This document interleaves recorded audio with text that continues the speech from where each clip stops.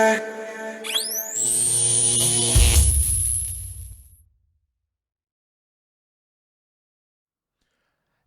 you are locked into Larry Reid Live, your most favorite entertainment news digital talk show that is on the internet. My name is Larry D. Reid. I want you right now to click like and share. Let all of your friends know that we are on just for a little bit to have the conversation absolutely. And we're only going to be discussing one topic. Now, I don't know if you've seen the shows for the week. I've done more than one show this week. I think I have, didn't I? Yep, and I've done a whole bunch of uploads on the Facebook page and also on the YouTube community. You need to go and watch every last one of them and comment. The conversation is so hot, so juicy, and intriguing. We laugh and we learn all at the same time. And remember to meet us here every single Monday night at 7 p.m. And there's going to be a pop-up show before Monday, so make sure you text LarryReidLive to 33222 and make sure that you are a part of my closed subscriber-based community on Patreon.com. You go to LarryReidLive.com, click Patreon, and there we have exclusive conversation and content amongst those that are partnered with this platform. Now, I know you have seen the video I just posted that Gayle put up. Gayle King. We all know it's the Gayle King is Oprah's best friend. We've been looking at their relationship blossom and grow, go through changes, fuss, fight, love, make money. Fuss, fight, love, and make money. Fuss, fight, love, and make money.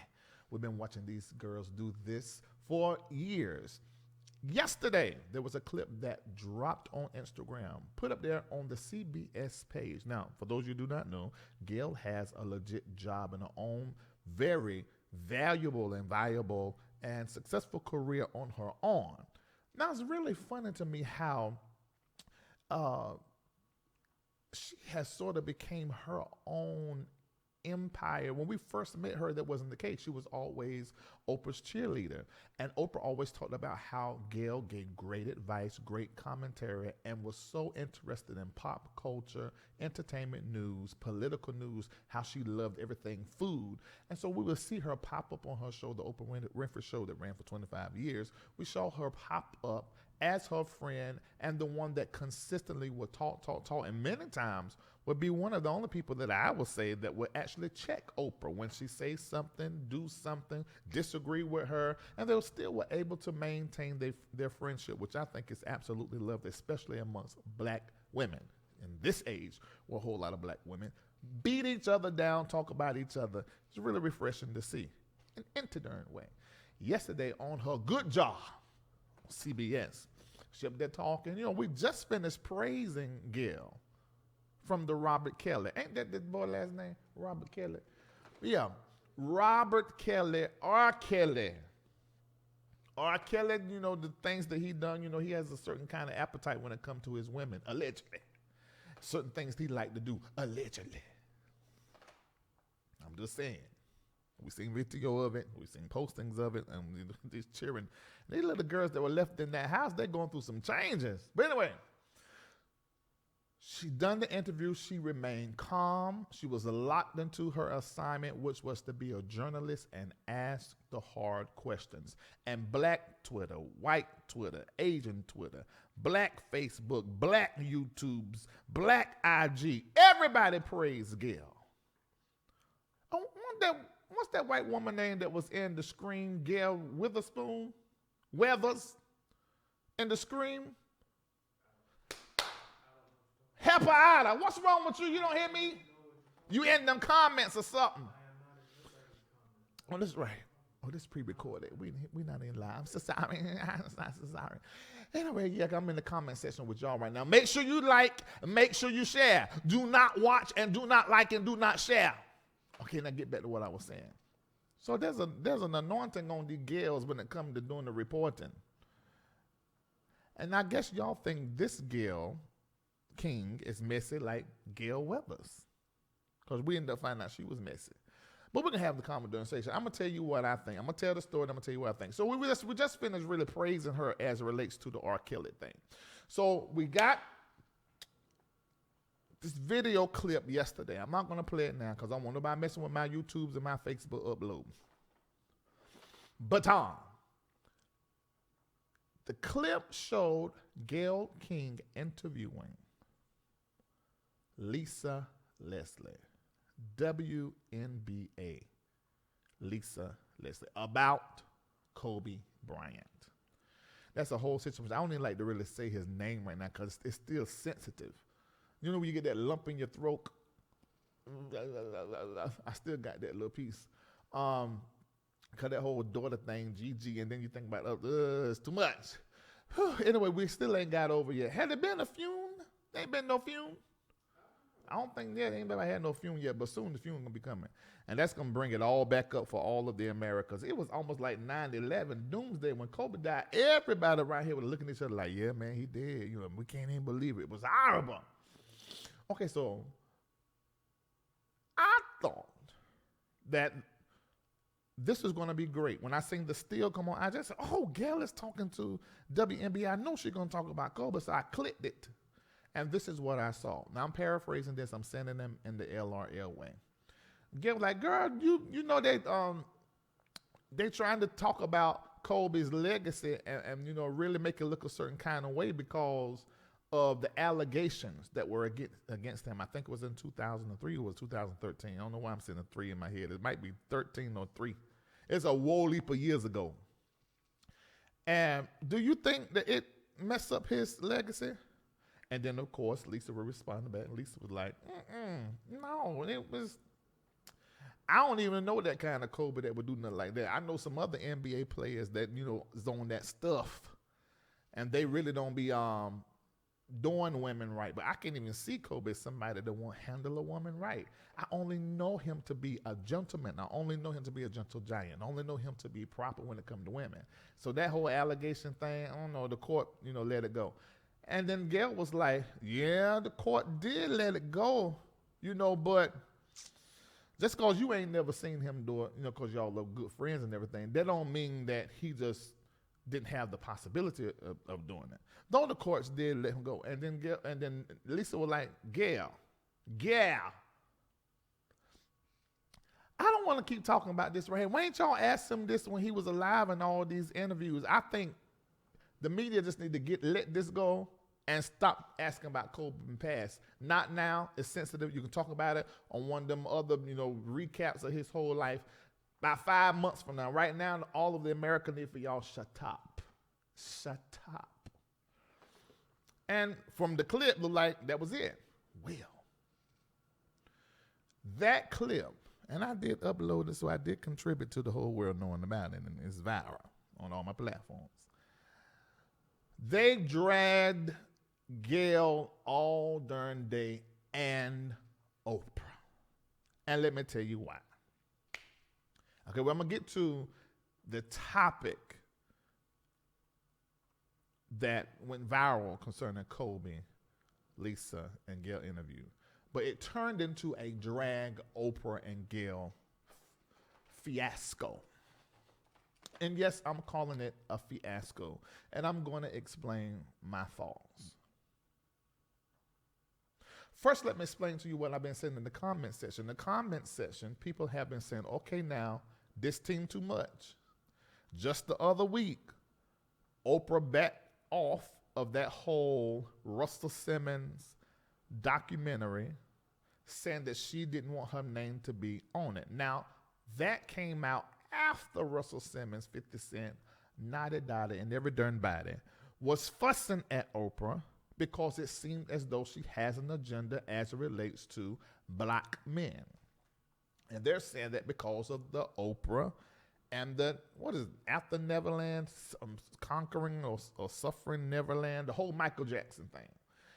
I said, okay, now Oprah, you done did this whole Michael Jackson piece with these accusers. You're just about to do the Russell Simmons piece with those accusers after we know he went through umpteen hours of lie detector test that he passed Overton and Overton, there was holes found in the girl's story, and clearly there was holes found in the Michael Jackson accuser story. So it's like 2 black men down. What are you focused after black men? And Harvey Weinstein, that we all know that you know, because you talked about Harvey Weinstein saying that he called to the offices sometime when you were doing 25 years, you doing the Oprah, talking about your episode, what you think, what he think you should have done, should not have said, and you even said that because of that, you got to where you won't even access phone calls anymore. We know your friend Gayle have seen Harvey Weinstein. What is it, Harvey Weinstein or Stein? Is it Stein or Steen? Well, he going to be whatever I call. I know what it said, but I'm just thinking Steinmart.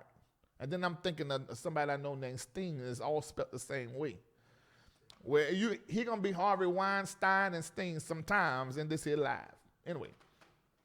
And so we know that you girls know this man, but there haven't been any conversations. There have been speculation saying whether there's been an NDA signed because they did do business on the back end. We don't know. Point is, right now it's looking like that there is something that, it's what some people feel. There's something that you guys have against black men. Now, I'm not the group thought type person. I don't think with the group. I tend to think singularly, critically, and a lot of times it's against the grain. So I'm going to say what I think concerning this, and I want you guys to sound off in the comments. But before I say what I think, I want you guys to take a moment right now and click like, and share this clip. I want everybody involved, all 130,000 of you on Facebook and on YouTube that watch this show in Periscope. I want you all to sound off, and I want to know what you think, and I'm going to go through the comments. Okay. Everybody's saying that they have something against black men. And I begin to think, I said, okay, let me just profile Gayle and Oprah. Now, these are black women who are successful. Now, black women that are watching, you know exactly what it took for you to get where you are. You know what you had to be silent on, and you know the cost of speaking up. You know the cost of being the boss of men and working with men, devalued, underpaid. So with that successful status that these women have, they also have a very strong work ethic. They also have no problem questioning men in authority or scrutinizing men. By them being black women, they also have a connection to women, particularly black women, their pain, what they have suffered, and how difficult it can be to exist as a female and a black female in this world. And I think that all of the journalism that they do, like, I'm not a journalist, I'm a commentator, multimedia, personality. But even my job as a journalist, what they do as journalists, everything's going to come from their lens and their experience. And this is why I think they have been successful. I remember the 25 years of watching Oprah and watching Gayle interact with Oprah. They're thinkers. They ask the hard questions, almost intrusive. I think that's the reason why R. Kelly jacked up and acted out. Because what Gayle was saying and how she was asking the questions and so in his face. This is what has made these women media moguls. And this is the reason why those are all of you that liked them before now, because so many people saying they're counseling Gayle and Oprah, they're done with her. Snoop Dogg has spoke out. 50 Cent has spoke out. Russell Simmons has spoken out. And more people are speaking out on Twitter. And the black men are speaking out because they feel as though they are targeting black men. But at the same time, I can't help but see how my community is being divided and fighting each other. That's bothersome for me. So I then begin to look back at Gayle and look back at Oprah, and I begin to see, okay, Oprah has and still is putting black men through college, millions of dollars. She also is putting black females through college, through school, giving them better life, millions of dollars. We also see where Gayle, I think Gayle has a son or two, I know at least one, where she is an extreme mom, a highly sensitive, emotional, in-your-face mom. She's been through a divorce, I do know that. It appears that they respect Stedman. It appears that they respect their sons or nephews or other male figures in their life. I've seen them praise many black men. So I can't say that they have something against black men in good conscience, because there's so many instances where I see their benevolence to black men. But what I can't help but see as well is, and they may have done this, but I haven't heard a lot of talk about their black father. I haven't heard a lot of talk about any black man in their life that has been influential or has done something great. Neither one of these ladies have taken on the last name of a black man. I think that needs to be considered as well. I'm not saying it means anything, but I can't help but see that as well. These are mothers in our community, and we've seen them be great moms to male and females, more so females than anything. And I hate to see that CBS has divided,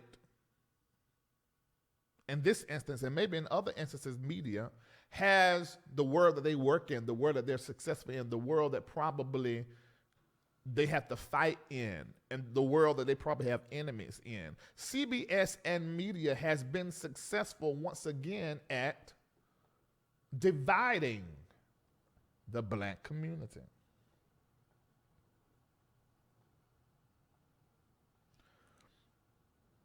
When you look at the clip, she asked questions that we have praised her for asking before. She did. The hard questions. She learned it from Oprah. We did. This is the typical line of questioning that you would expect from any journalist. Now, CBS skillfully placed, and this is what Gayle said in her response video this morning, skillfully placed just a clip of that, and they done it at the expense of Gayle's social media reputation, which you know is very powerful. Sometimes it's more powerful than the courts. Sometimes it determines who hire you, who fire you in certain industries. And they did it possibly with the idea that it would turn our community on each other and begin to kill our mothers. Now, I'm not saying mothers are, just because you're a black mom or you're motherly in the community or in any culture, that means that your shit doesn't stink. That ain't what I'm saying. I ain't saying that your shit doesn't stink. But what I am saying is that we have to be careful as a black community and all of humanity to not allow instances like this be without our careful consideration of all sides and all parts. Because now we have black men telling an entire generation to not trust their mom. We're telling an entire generation, these male industry leaders, we're telling them, the moms and those that are watching, being critical and speaking truth to power and asking questions is not a woman's place, especially not a black woman.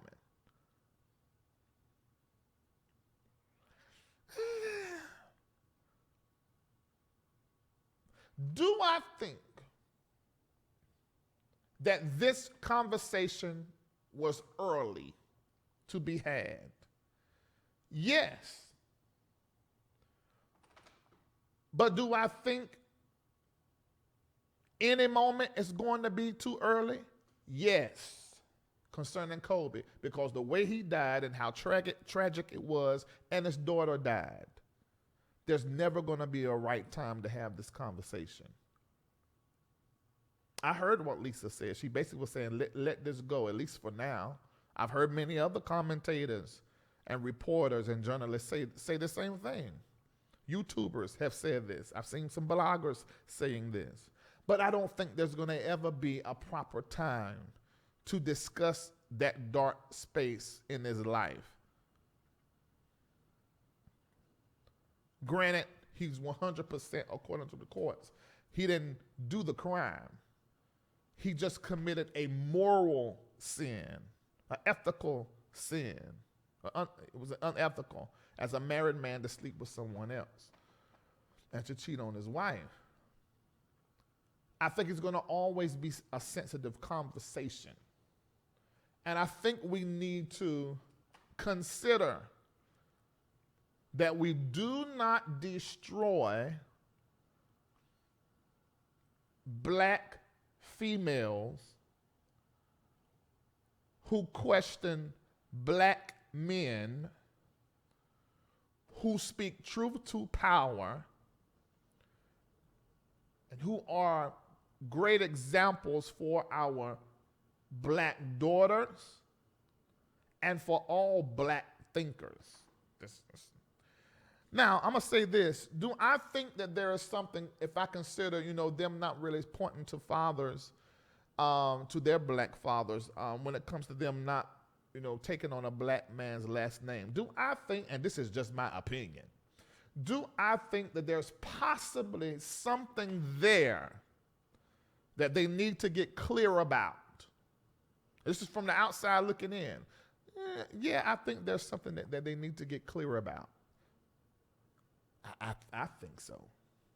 I don't know what that is. And I can be totally wrong. But looking at the pattern, as far as media is concerned, from the outside looking in, there seems to be some kind of pattern. And it could just need to be an adjustment of the lens. Maybe they're too acquainted with accusers, too acquainted with victims. And they want to make sure that they're giving victims and giving accusers voice and space, and that they're doing it without considering the entire, possibly. And maybe that is what they should learn from this. What do we learn from this? When somebody mess up and when somebody do something that is improper, if we view this as a mess up, then we must find a way to have the hard conversation and ask the tough questions without injury. Gayle showed us how to do that. But we are revealing that we don't know how to do that. She done it without calling names. She done it without being derogatory. But in these comment sections, no. We're doing worse than Gayle did. All right, that's all I got to say. I'll talk to you later. Make sure you turn the notifications on because I may be back later this afternoon. or tomorrow. I told y'all, Aunt Boo is coming to the set. That's my first cousin, and it's going to be fun, and the lines are going to be open. See you later. Peace.